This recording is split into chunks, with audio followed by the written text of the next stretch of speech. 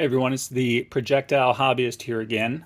So I think for my first or second video here, I feel obligated to cover the safety foundational rules. There's four of them, five if you want to be a little picky, but we're just going to cover those first four primary ones. Number one, treat all firearms as if they're loaded. Even if you think it's empty, it's just a good habit, as I mentioned in my last video. Just pick it up, check it, make sure it's empty. Your second rule, make sure you're never pointing that firearm at something you're not willing to destroy. Think lightsaber. This is what helped me. So if you want to imagine there's a lightsaber that's coming out of the barrel, what are you chopping in half with that thing? Is it pointing at someone, that your partner right there at the range?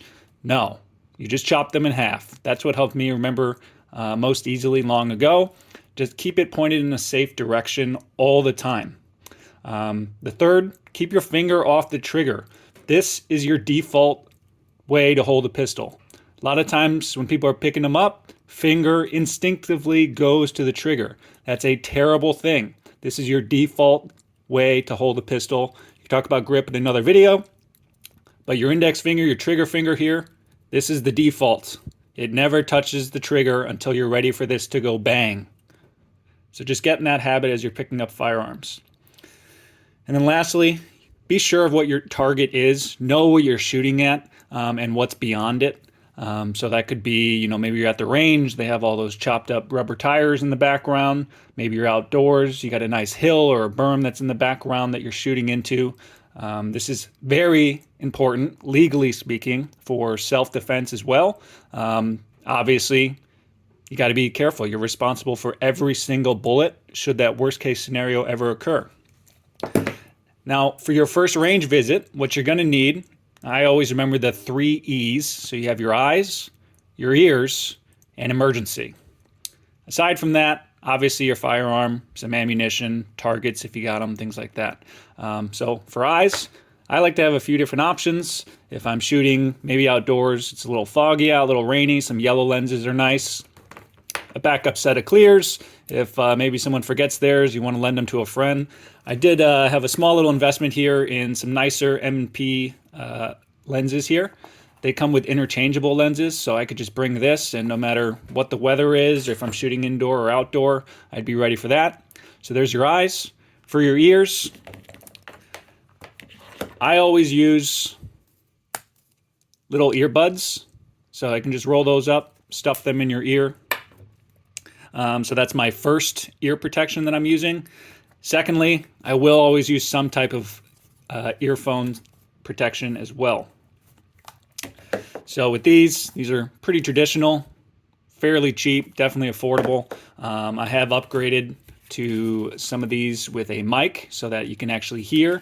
So you can turn these on. You will need to make sure your batteries are good before you head to the range, but this helps you actually hear what people are saying without picking up the sounds of firearms as they are shooting. So always helps. Let's say you have your eye protection on, you got your ear protection on without something like earplugs in as well. If you're adjusting your glasses, these might slip off your ear. And once you lose some of your hearing, once you damage some of your eardrums, that's it. There's no fixing that in the future, at least as far as we know right now. And then the third E being emergency. So it can only benefit you to know how to apply a bandage and specifically a tourniquet as well. You want to practice with these. If you've never been in some type of emergency situation, you don't realize what type of panic you naturally go into. Short story, when I was 17 years old driving to a job, there was a motorcycle and car accident right in front of me. I had to swerve and slam on the brakes to avoid hitting a motorcyclist that went down. It took me 3 or 4 attempts just to dial 911. So that's something that seems really easy. Grab your phone, 911. My thumbs, I'm not kidding, kept tapping too many nines, and then it would be 991, 999. I had to really stop. I was shaking, and I wasn't even involved in the accident here. No one had a gun in my face. No one pulled out a knife. I was just witness to a motorcyclist with no helmet that went down and was bleeding from his head. He survived. That's good news. But having to dial 911 in that situation, that is a moment of panic that I had. And when you have those moments, for example, if someone at the range gets shot in the leg, in the arm, something like that next to you, you're going to be panicking. You're going to lose a lot of your motor function skills and not be able to think clearly and act when time is of the essence. So practice with these. Get your heart rate up. Put on a tourniquet. It can't hurt you. It can only help you. Hopefully you never are in that situation, but if it ever comes up, you've already put a tourniquet on 1,000 times. You can do that. Call 911, etc.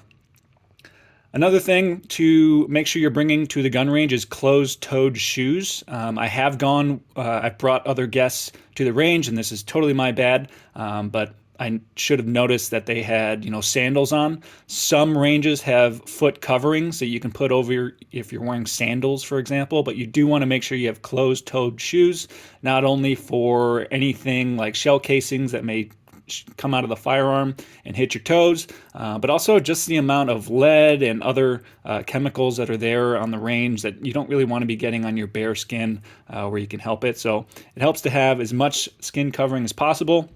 And also range temperature. I've been in ranges where you kind of feel the sweat going down your back because there's not proper AC or ventilation in there. So just have some options, a hoodie to throw on, a sweater or something like that, or just wear a t-shirt. It's nice to have those options. Another thing to expect at your first range visit, I'll call them chest jolts. So when you're first around a firearm, you're going to feel a chest jolt. So there's like a concussion that is coming from other people shooting their firearms that just naturally creates kind of a panic feeling in your chest. So be prepared for that. Using both earbuds and over-the-ear protection should help with that, but it is something to be aware of that has caused people I've taken to the range to kind of have a unsettled and panicked feeling, which is totally normal. Another thing to be aware of is hot shell casings. So as you're shooting, your ejector, this slide is coming back. It's shooting out that empty shell casing. I've been hit in the face with those. I've been hit in the safety glasses with those. I've had them land in my hood. I've had them go down the shirt of a guest that I was bringing to the range to show them. You need to know if a hot shell casing falls down my shirt, down the back of my shirt, something like that, hits me in the face, I am not grabbing my head or reaching for the shell casing with a gun in my hand.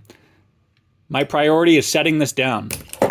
Then you go after it. So just have that in your mind. If anything happens wrong, where the shell casing comes back and goes down my shirt, I'm setting this down and pointing it in the right direction.